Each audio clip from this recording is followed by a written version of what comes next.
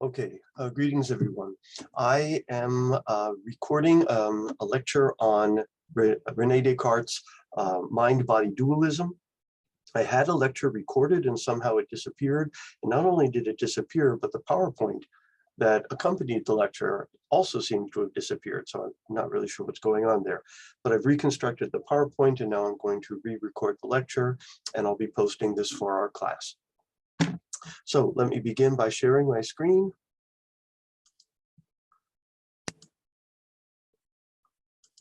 And slideshow and from the beginning. Why isn't it doing it? There. Okay. So this is our foray into philosophy of mind. And the question then becomes is what is the mind? Or what, if anything, is the mind? There are some who have suggested that this is such a difficult topic and the question of mind is so fraught with trouble and problems that it might be better to stop using mental language entirely. That's a view called eliminative materialism. We'll talk about that later, but they would suggest that we should simply stop talking about mind, but we're not there yet. So it's a long-standing controversy. What is the mind, right? There were some certain ancient views on this. We already looked at Democritus held that the soul, whatever it was, must be made of matter. We call Democritus as the atomist, who thinks that all of reality is composed of atoms. And so whatever the soul is, it must be composed of atoms. And he basically thought that at the time of the person's death, that assemblage of atoms disperses and there is no soul after that. Plato, by contrast, insisted that people had immaterial souls and that the mind or psyche or the soul survived bodily death. He identifies these souls with the individual intellect and the personality of the person.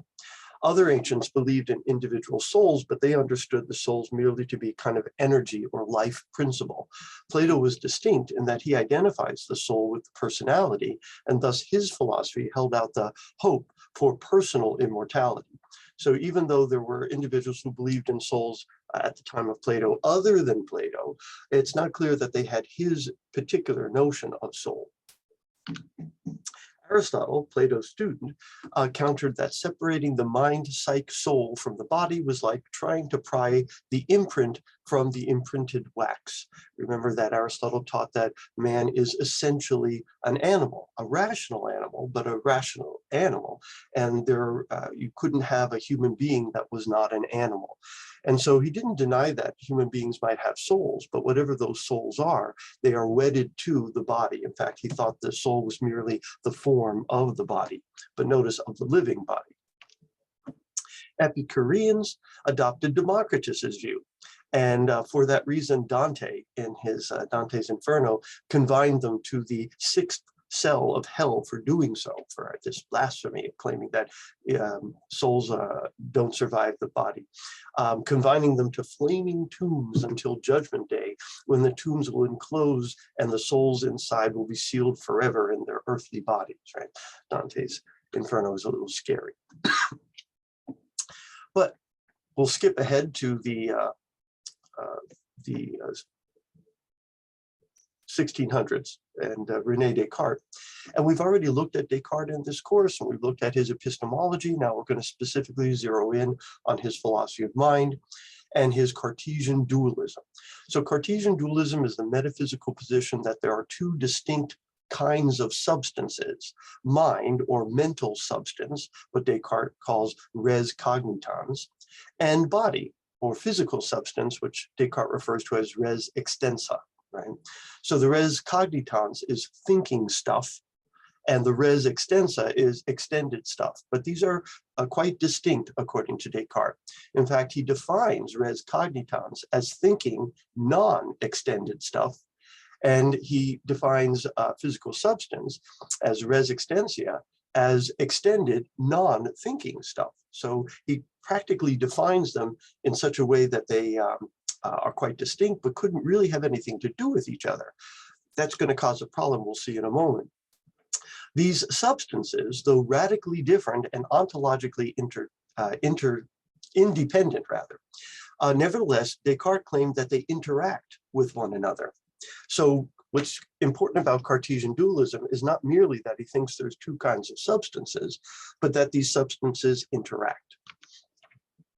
Descartes, in his quest for reason for absolute certain beliefs, right? He was looking for absolutely certain beliefs, which could act as a foundation for all knowledge, engages in his process of methodological doubt, you may recall. Through this process, he discovers that he could doubt the existence of his body, but he could not doubt the existence of his mind or his own existence. Therefore, he argues that this was sufficient to prove that he is not identical to his body. Further, he cannot doubt his existence as a thinking thing, because in the very act of doubting and thinking, he was immediately and undeniably aware of his own existence as a thinking agent, as self-conscious. You may recall his cogito ergo sum, I think, therefore I am. So he thought this was really very important, and this is an important insight, that he is essentially a thinking thing, so much so that he can't even doubt that he's a thinking thing, but he can doubt that he has a body. So he thinks this is sufficient to show a couple of things. Number one, that the mind and the body are two different things. The body is doubtable, the mind is not. But further, that he is essentially a mind, he only happens to be a body, and perhaps only for the time being.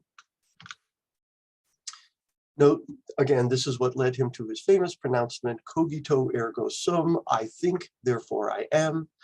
But notice the I of the cogito was not the physical body. Descartes is using an axiom here that if two things are identical, then they would share all of the same properties.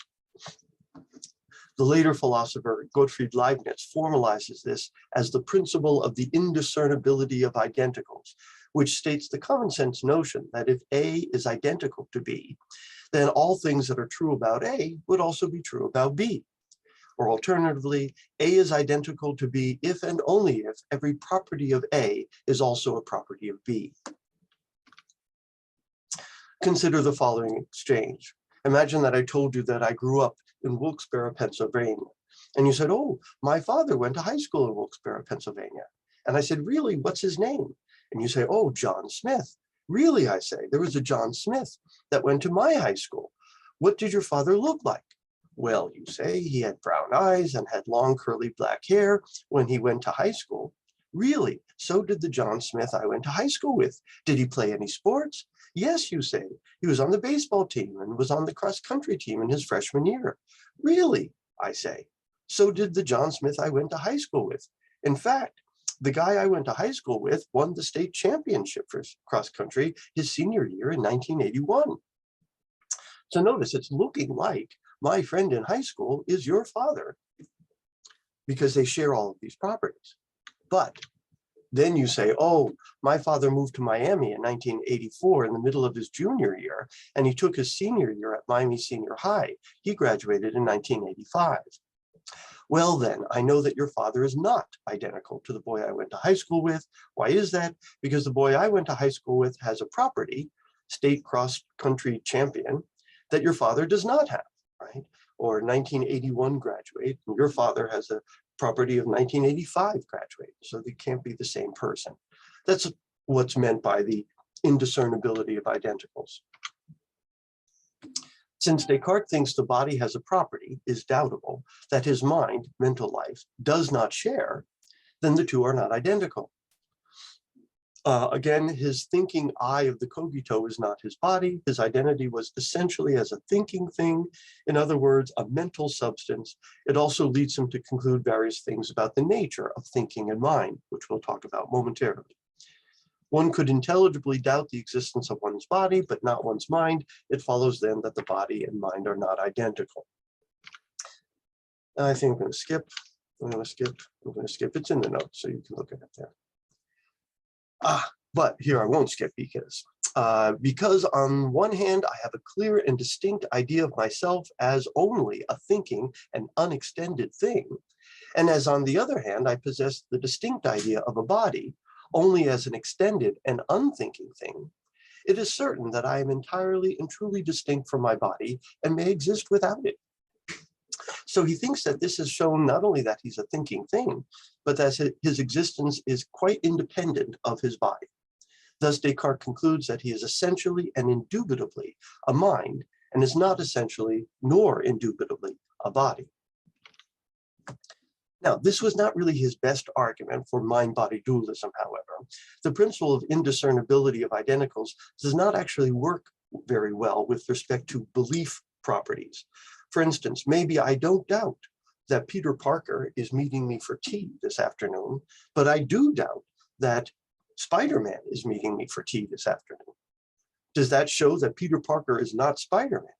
Well, spoiler alert, but no, it doesn't, right?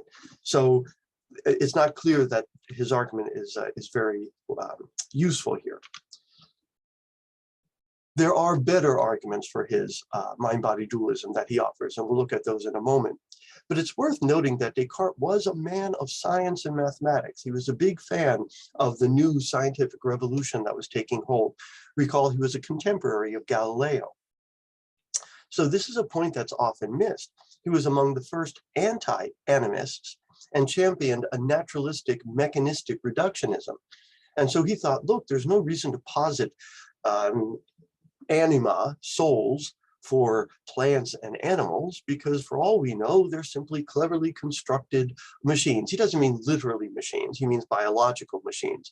But just as we have autonomous machines, animals might in fact be autonomous as well. They can move on their own, yes, they develop on their own, but you don't need to posit a life principle, an anima. You can simply talk about how it's been constructed. Of course, with clocks and that sort of thing, you might talk about springs and gears and the rest, but maybe animals are merely biological correlates for that sort of thing.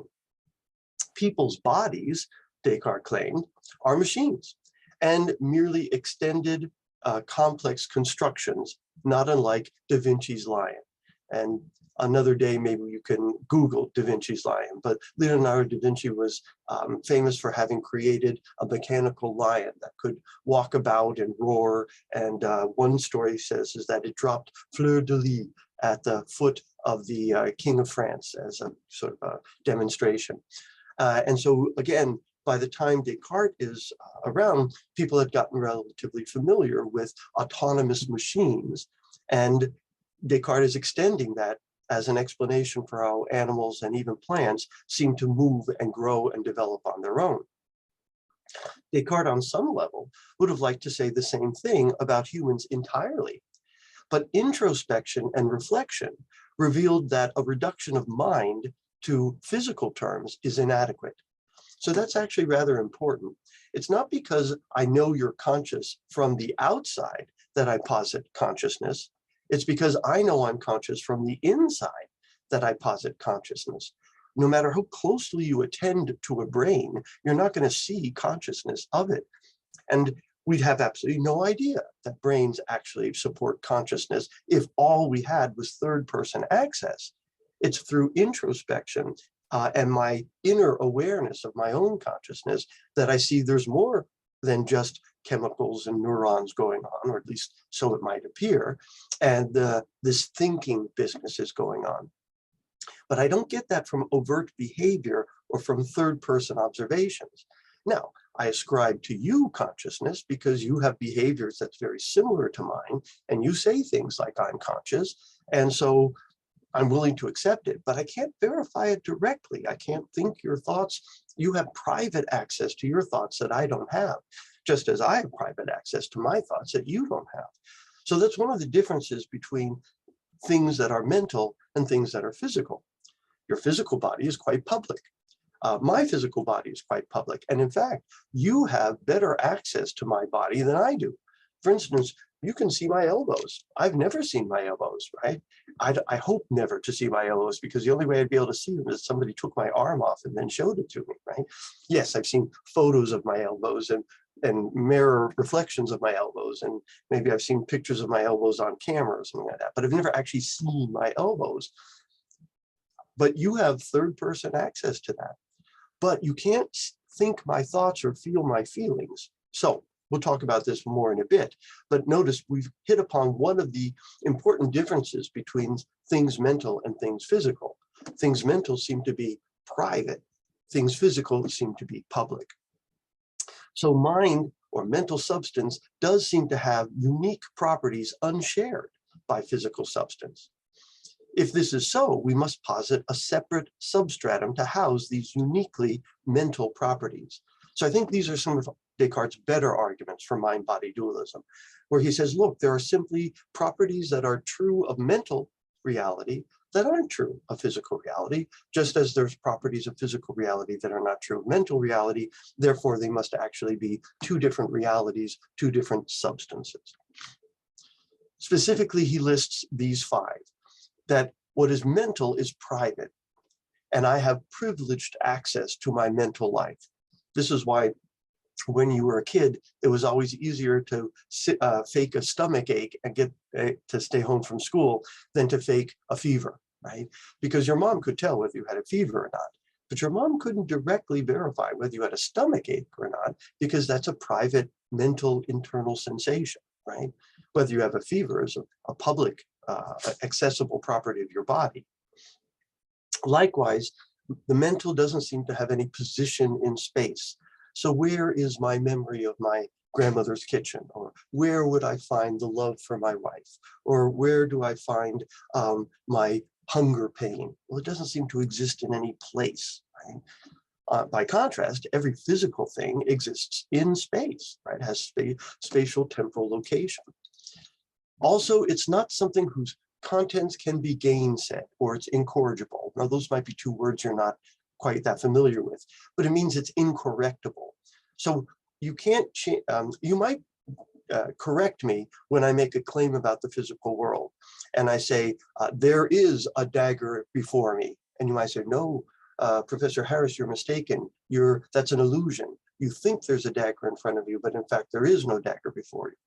So claims about the external world are correctable. I might simply be wrong. But I can't be wrong about how the world seems to me. So if I said, but there seems to be a dagger in front of me, you go, no, it doesn't seem that way to you. No, it does, right? How the world seems to me is how the world seems to me, and there's no way you're going to change my mind about that. So whereas claims about the external physical world are corrigible, correctable, you can correct me, claims about my internal life are not. Likewise, if I said, I have a headache, and you go, oh, no, you don't have a headache. You just think you have a headache. No, if I think I have a headache, I have a headache, right? Okay. Also, they seem to be known to you directly. Again, this is similar to the privileged access. If I am wondering whether I'm hungry or not, I just introspect. Am I hungry? Do I feel like having something to eat? I just turn my mental gaze inward, right, to inspect. But if I want to know whether I have a tumor or not, well, I don't have private or privileged access to that. I can't introspect, do I have a tumor? No, I have to go see a doctor. I've got to get somebody else to go and determine whether I have a tumor.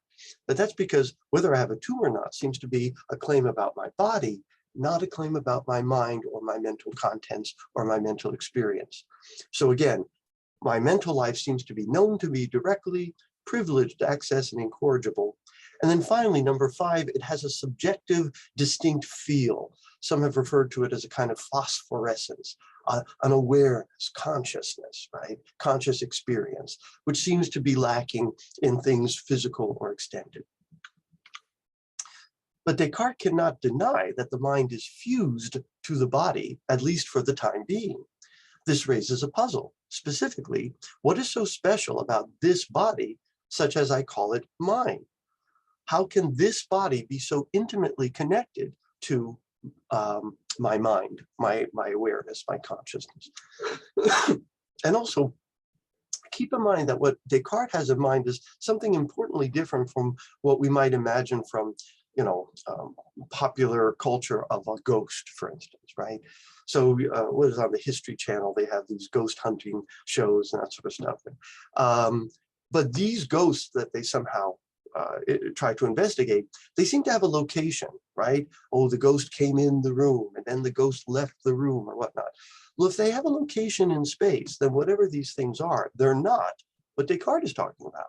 What Descartes is talking about is immaterial, non-spatial. So there is no place that your mind is. So we might talk about the mind being inside me, but that's a metaphor. And certainly from Descartes' standpoint, it's literally false. Your mind is not inside you, right? From Descartes' perspective. So he doesn't have in mind, what some people might talk about, astral bodies or this sort of stuff, right? He's not talking about anything that has a spatial location. Think of it this way: where does the number 2 exist? The number 2 doesn't exist anywhere. It doesn't make sense to say, oh, the number 2 came in the room and then the number 2 left the room. No, the number 2 is an immaterial abstract reality that doesn't exist in space. Likewise, the mind, as Descartes conceives it, is an immaterial reality that doesn't exist in space.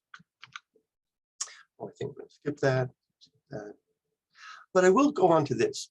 Nature likewise teaches me that these sensations of pain, hunger, thirst, that I am not only lodged in my body as a pilot in a vessel, but I am besides so intimately conjoined and, as it were, intermixed with it, that my mind and body compose a certain kind of unity.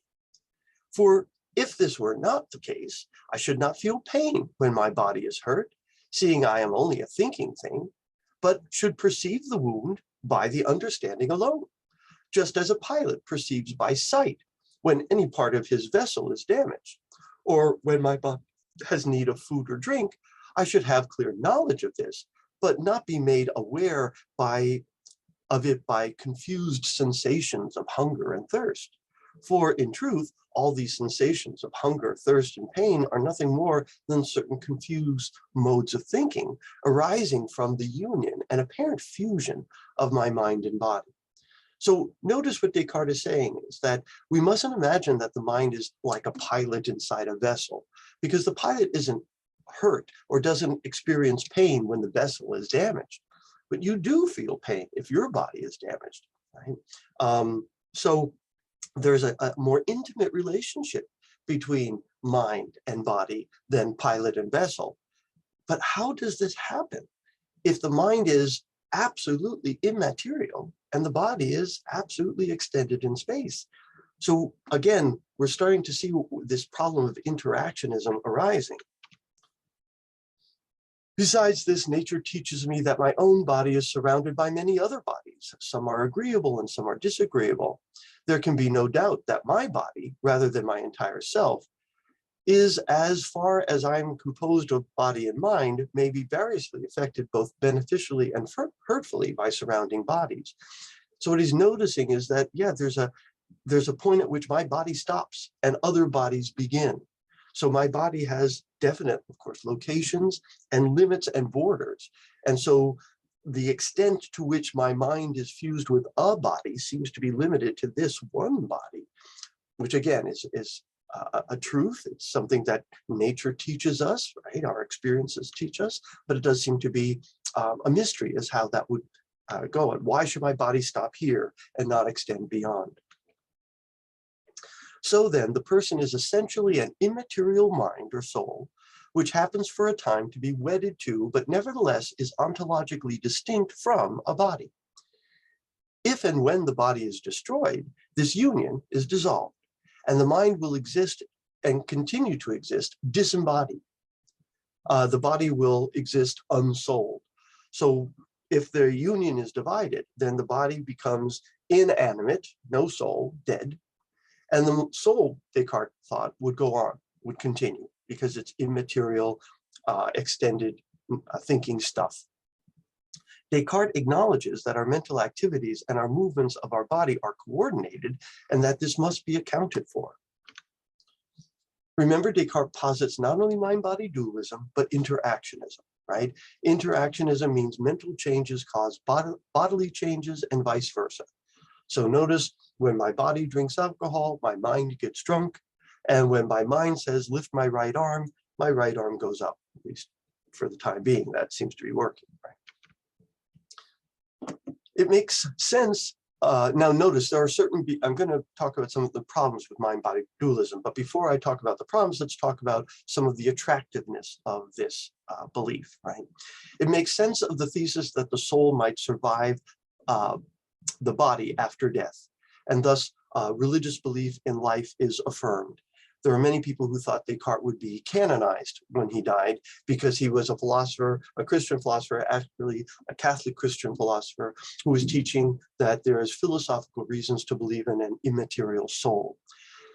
Strictly speaking, the idea that the soul can exist without the body eternally is heresy. And no, he was never going to be canonized because that was a heretical doctrine that no Orthodox Christian would accept. But people weren't always very clear on official church teaching, okay? But in any event, he did think that the soul might persist even after the death of the body, and that can be an attractive thing.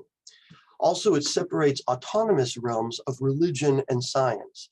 So notice he was living at the time when Galileo and his contemporaries were getting into trouble with the church, and there seemed to be this rivalry between the teachings of the magisterium of the church and the findings of science. Well, what Descartes is actually saying is, well, wait a minute, these split into two separate realms of inquiry. The realms of the physical, and we'll let our physicists and our scientists deal with that, and the realm of the spiritual or the mental. And the scientists really don't have any purchase on that because it's immaterial. So it's sort of like maybe calling a truce between these two forms of inquiry and pursuits of knowledge. 3, it provides an argument for the necessity of God's existence. Descartes points out in Meditation 3 that his various fleeting thoughts could not be unified into a coherent, enduring self without the intervention of a higher power. So he thought the very unity of his consciousness was evidence of divine intervention, right? And God kind of keeping all your thoughts together so that you form a coherent, enduring ego rather than a cascade of ideas and experiences. 4, it provides a basis for undetermined free will and thus personal responsibility. So notice, if I were merely a machine, if I were merely a physical body subject to physical laws, then all of my actions, all of my choices, all of my, even my very thoughts would be determined. Determined by what? Well, they determined by the physical laws that govern physical reality. And so there would be no freedom in such a closed, determined, mechanistic universe. So if all that exists is material substance that is governed by fixed, determined physical laws, there doesn't seem to be any freedom, right? And so maybe I rob a McDonald's. I was caused to rob a McDonald's by physical laws and physical forces beyond my control. Or maybe I give a lot of money to charity. I was caused to give a lot of money to charity, right, by physical laws. And all of these actions and these wishes and these desires and these preferences are caused in me. I can't be held personally responsible for those things then. So in a closed, determined universe, there doesn't seem to be room for free will or personal responsibility. But Descartes is suggesting that in addition to the physical universe, there is this other substance, immaterial substance, and that's a possible source of undetermined free will and personal responsibility. Quoting, I think this is from Descartes, he says, "Therefore, I ought now to ask myself whether I have some power through which I can bring it about that I myself, who I am, will also exist a little later, because I am nothing but a thing that thinks, or at least because I am now dealing only with precisely that part of me that is a thing that thinks. If such a power were in me, then I would certainly be aware of it, but I observe that there is no such power in me. From this fact, I know most evidently that I depend on a being other than myself." So this is a perfectly lovely quote that doesn't go with bullet point number 4. It goes with bullet point number 3. So I'll have to change my slide eventually, right? But this is where he's claiming that God must be responsible for why he continues to exist as an enduring ego rather than as a cascade of disconnected sensations. So that's not the point in bullet 4. Bullet 4 is about free will, which I already explained. 5, it affirms the unique and privileged status of human beings. So this is what distinguishes human beings from non-human animals or even plants, etc., right? In addition to having bodies and being mechanistic forces in the world, we also have minds, and this is distinct. Notice this is a kind of supernatural causation, and it tends to separate the natural world from the artifact. Human beings create artifacts that are not part of the natural world because there's part of us that is not part of the natural world. We have this supernatural element of the immaterial mind. Finally, it provides us a way of resolving certain puzzles about personal identity. Notice there's very little about me that is the same as the person I was, say, 20 years ago, right? So in what sense should you punish me for things I did 20 years ago or reward me for things I did 20 years ago or whatnot, right? So how am I the same person if my body is completely different, right? And if you think it's like what I was 20 years ago, and it's not, trust me on this, take it back 40 years and it's even less like it, right? And yet we want to say I was the same person the whole time. Well, Descartes has an answer to that. He wants to say, oh, yes, your body has undergone all sorts of changes, but it's been the same soul or the same mind, the same person the whole time. And so mind-body dualism can perhaps help us resolve certain puzzles about personal identity. Oh, and it's consistent with the notion of supernatural agency at work in the world. We already talked about that. In his dedication of the Meditations, Descartes writes, and as to the soul, although many have regarded its nature as incapable of easy inquiry, and some have gone so far as to say that human reason convinces them that the soul dies with the body, and that the contrary is to be held on faith alone, nevertheless, because the Lateran Council under, this was the Pope Leo X, in session 8, condemned these people and explicitly enjoined Christian philosophers to refute their arguments and to use their abilities to make the truth known, I too have not hesitated to go forward with this. Right? So he sees himself as answering the call put forth by Pope Leo X for Christian philosophers to defend the idea that the soul is immortal and will persist even after the death of the body. Now, as I've already mentioned, he presents a view of soul which is inconsistent with Christian teaching, and he would have gotten into trouble eventually, I think, but in any event, he thought he was doing good Christian work here. But there are problems with Cartesian dualism, right? Interactionism, which I've already mentioned, the mysteriousness of consciousness, lurking homunculi, I'm going to say that wrong. The conservation of energy principles seems to be violated by the Cartesian dualism, and the mysterious of the ontological status of the interactions. So let's canvass those briefly. So I've already talked about interactionism and why that's a problem, right? So how can something as different from the body affect the body? And for that matter, how can something so different than the mind affect the mind? How or where does the soul or the mind touch the body? How can two fundamentally different substances interact? How can body make contact with mind or vice versa?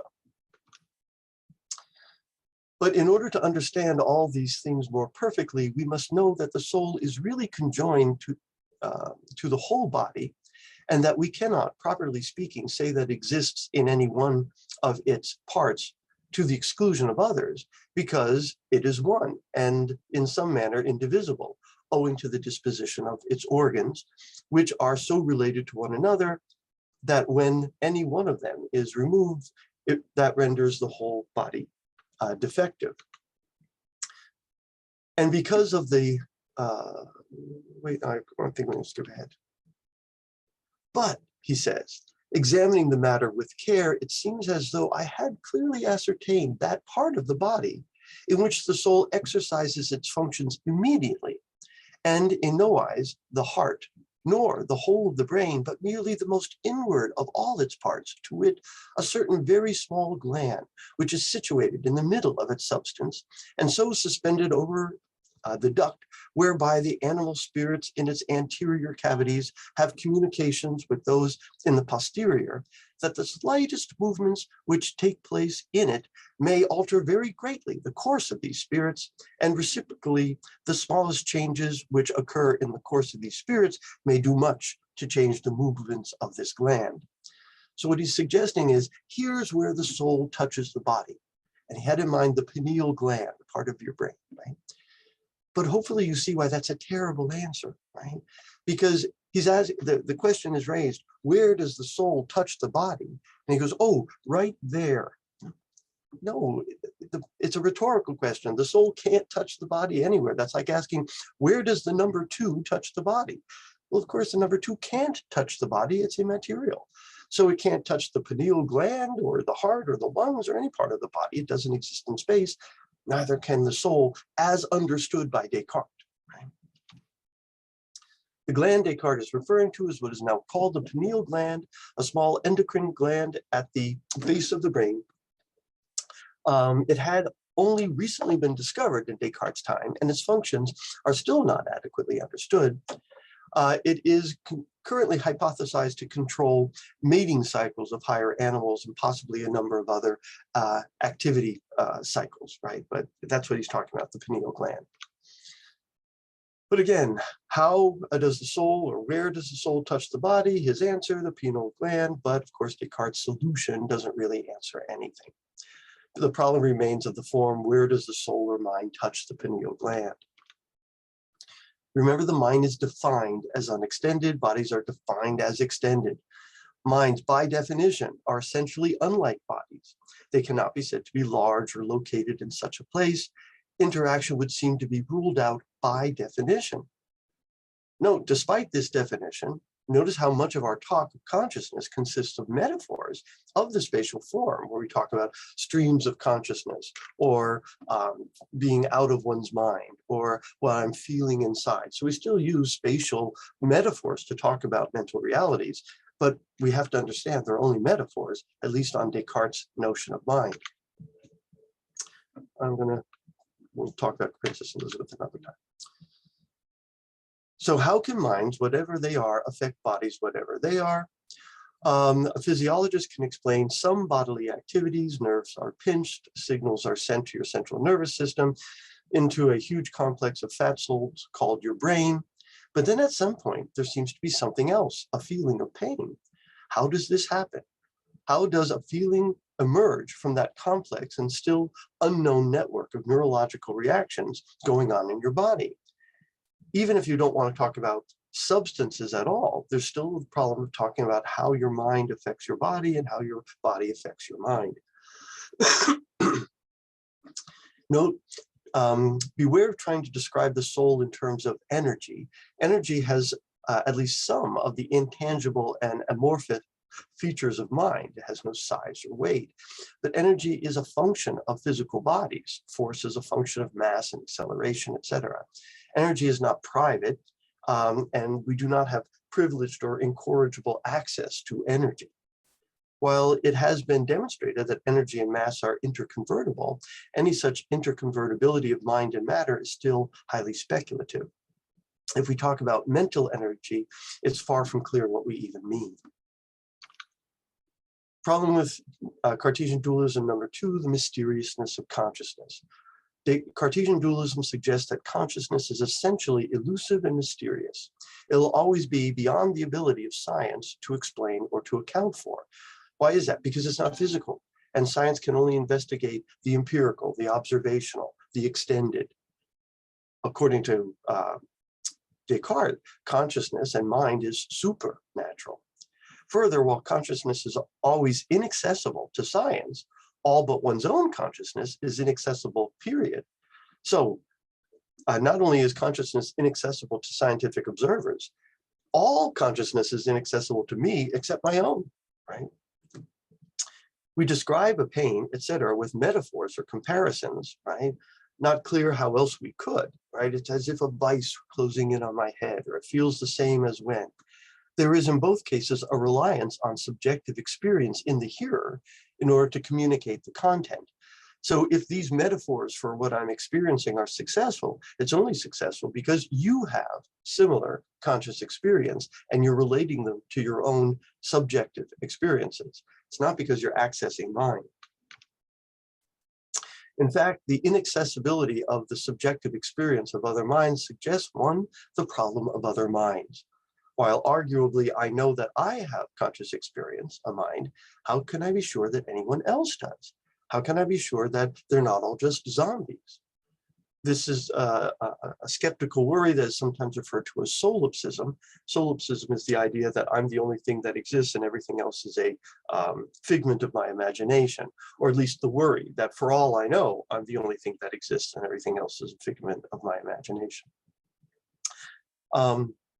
The story is told that Bertrand Russell was once approached by a woman singing the praises of solipsism.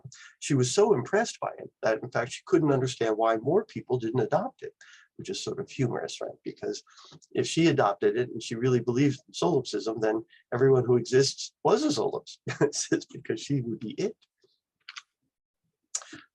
So I can't know or describe your mind. I have difficulty describing my mind. This difficulty to know or describe the mind with any real objective precision has led some psychologists and philosophers to reject the term completely. They suggest that our talk of mind is inherently confused and in truth refers to no one thing. They prefer to talk about what is mutually observable and extended in physical space. For example, neurology or overt behavior. We'll have more to say about that later. The idea of mind and mental talk can be more easily rejected with reference to other people than it can be with reference to ourselves. After all, I am thinking and I exist as a thinking thing. It's very hard to deny cogently. If in one's own case, in fact, that a person is self-conscious, it would seem, would be the last thing he could ever deny. Sort of literally the last thing he could deny. Homage to cogito ergo sum there. Problem number 3, lurking homunculi. How is consciousness connected to your body? You might imagine a little man or woman in your head, or perhaps more than one, operating your body the way you might operate the controls of a robot. But this model is fatally flawed because the question would then become, and who's inside the little person's head? Right? Philosophers refer to this weakness, the weakness of this view by claiming such a model relies on a homunculus. One is positing another little mind or little person to explain how your mind works, but that doesn't explain it, it just pushes it back one mind. If there were a little person inside you, that person would face the same problem, who's moving his levers or her levers. Additionally, neuroscience seems to indicate that there is no single seat of consciousness. There is no little person or one place in your brain that is in control of all the others. Consciousness seems to be distributed across the brain and seems to depend on, if not be identical to, independently functioning modules, again, distributed across the brain. Problem number 4, the conservation of energy principle. Interactive dualism seems to violate the conservation of energy principle from physics. Conservation of energy, the principle that energy cannot be created or destroyed, although it can be changed from one form to another. No violation of this principle has been found, also known as energy conservation. A corollary to this is that there cannot be a non-physical force of energy. But Cartesian dualism seems to postulate precisely that, a non-physical source of physical activity. This is how Patrick Swayze's character is able to push a penny in the film Ghost. This is a completely faded cultural reference these days, but there was a popular movie many years ago called Ghost. The actor in it, Patrick Swayze, his character becomes a ghost at some point in the movie. And at first he isn't able to manipulate any objects in the physical world, but eventually he does learn how to operate and manipulate objects. And he pushes a penny and then I think some computer keys, et cetera, and he's able to communicate with the physical world through manipulating objects in the physical world. But the question would be is what's pushing the penny, right? Because if he really is an immaterial being, a ghost of some sort, then he wouldn't have any body to push. There'd be no way to make contact And everything we know about the physical world says something physical would have to push the penny.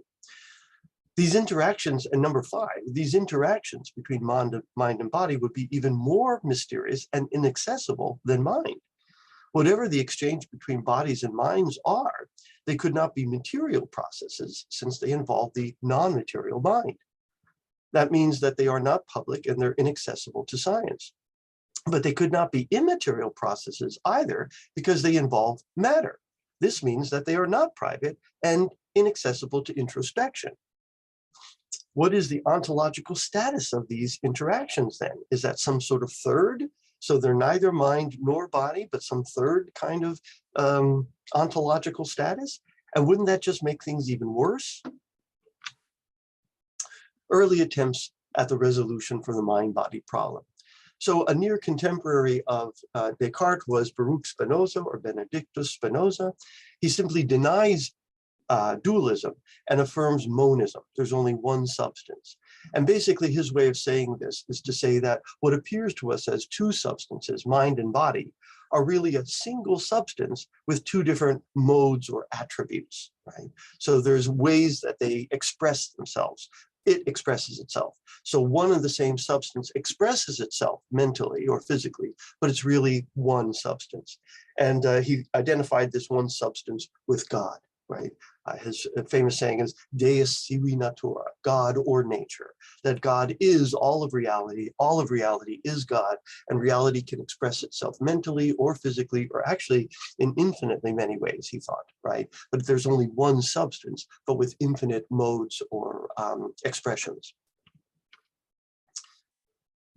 But this leaves the nature of mind nearly as mysterious as Descartes. It leaves entirely unexplained how it could be that a single substance could be known by such very different, dissimilar sets of properties. Another attempt is to deny interactionism. So another continental rationalist, Gottfried Leibniz, suggested that what we call minds are really individual monads. And it's very difficult to know exactly what he had in terms of monads. But what for our purposes is he thinks that each individual monad is its own individually existing psychic bit of force. And it doesn't actually interact with anything at all. It appears to interact, but it appears to interact only because God has set things up through a pre-established harmony, in the way that if I'm watching a film, it may look like the depicted objects in the film are interacting with each other, but there's not really an interaction going on. There's really just a constructed appearance of interaction. And so this is how Leibniz explains this. So he says there's infinitely many substances, none of which interact with any others. So he doesn't get rid of the dualism. In fact, he expands it to a pluralism, lots of monads, but he gets rid of interactionism. Again, by use of his idea of pre-established harmony, right? Monads are these singular substances that do not interact. Rather, God, who has created monads in the first place, has created them in such a way as the mental activities of each are coordinated to reflect the activities of each other. Problem with this view, in my view, it's bat poop crazy. Not everyone agrees. Certainly Leibniz did, and Leibniz was brilliant. Leibniz also invented calculus. He and Newton both kind of discovered it at the same time, independently of one another. They discovered it at the same time. So, so he's an undoubtable genius, but I'm not a fan of his methodology. More recently, you had a philosopher, William James, philosopher, psychologist, sort of reject dualism and put forth what he called epiphenomenalism.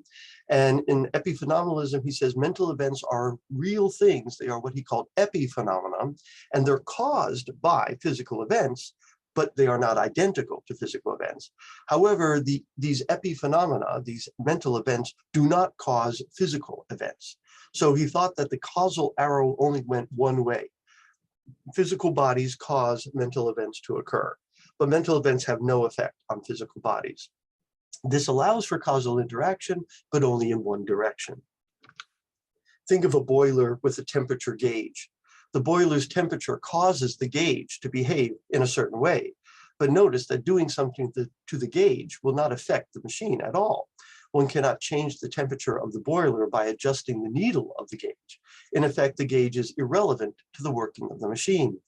This view preserves the continuity of physical laws without the problematic disruption of non-physical mental causes. So we don't have the conservation of energy violated in quite the same way. There does seem to be a little bit of a violation, since it might be that energy is lost to a certain extent, but you don't have a non-physical source of physical energy being introduced into the world. Further, researchers can and need only concentrate on the physical side of reality. They don't have to pay attention to the mind, because the mind is irrelevant to what's actually going on. So, so you can have a science of human behavior that doesn't involve talking about the mind at all, because the mind doesn't affect human behavior. The mind doesn't affect anything at all. Problems with that view, you still have the interaction problem. There's also no evolutionary explanation for consciousness. In other words, if consciousness and mental states have no efficient causality, they don't cause anything in the world, then you can't explain why we would have developed them evolutionary, since they provide us with no evolutionary advantages or disadvantages for that matter. They are causally inert. Right? And notice we also wouldn't be able to tell sentient humans from zombies. So maybe you don't have any mental activities going on, you just have the behavior. Sort of sidestepping dualism, you have Bertrand Russell in the 20th century proposing what he called the dual aspect theory. Notice it's sort of a version of Spinoza's idea that there is one kind of basic stuff that expresses itself both mentally and physically. So there are dual aspects to a single reality. But as previously noted, it suffers from the same weakness as Spinoza, which is it would be odd to imagine what strange stuff this would be that would express itself so differently and in such varied ways. Doesn't really solve the problem. What is this mysterious something? It doesn't tell us what this mysterious something is that has these two aspects. How could one and the same thing have such different aspects? I'm just repeating myself now. Not obvious that more biological facts would help make this any more clear. And actually, it seems to perpetuate the mysteriousness of consciousness problem. Even when we have complete brain maps and can say for every mental event what's going on in the brain at the same time, the problem would still remain, because all that could ever show is coordination, not identity, right? So we're not still getting at, well, what is going on here, and why are these two sets of events coordinated as they are? Then you might get to George Berkeley. You may recall from earlier in our class, Berkeley suggests that the solution would be to get rid of the physical entirely. So he rejects the dualism of Descartes by rejecting physicalism and embracing idealism. The only things which exist are minds and ideas. So he doesn't have to talk about how physical reality affects mental reality and vice versa. There's only mental reality for Berkeley. But you may recall that he had difficulty explaining how the universe seems to exist unperceived. That was a problem for his idealism. And it calls into question the very notion of substance as maybe an illicit concept in the first place. It may be positing any kind of substance is not a prudent thing to do, as David Hume goes on to say. Then there's the outright rejection of dualism, which is the embrace of physicalism. Physicalism is a metaphysical position that there's only one kind of substance, monism, and that substance is physical. Alternatively, it's the view that the only things which exist are physical objects and physical forces. It follows from this view, then, that either minds are physical objects and forces or operations of physical objects or forces, or they simply don't exist at all. Philosophers in recent years, and nearly all psychologists, have taken a dim view towards Cartesian dualism of any form, and most have often sought a resolution to the mind-body problem consistent with physicalism. And so what we'll be looking at next would be physicalist accounts of mind, attempts to explain the mental in terms of physical realities entirely. And that concludes our lecture for today. Hope you found it helpful. Excuse me. And of course, you know you have my notes should be available to you. Have a pleasant rest of your day.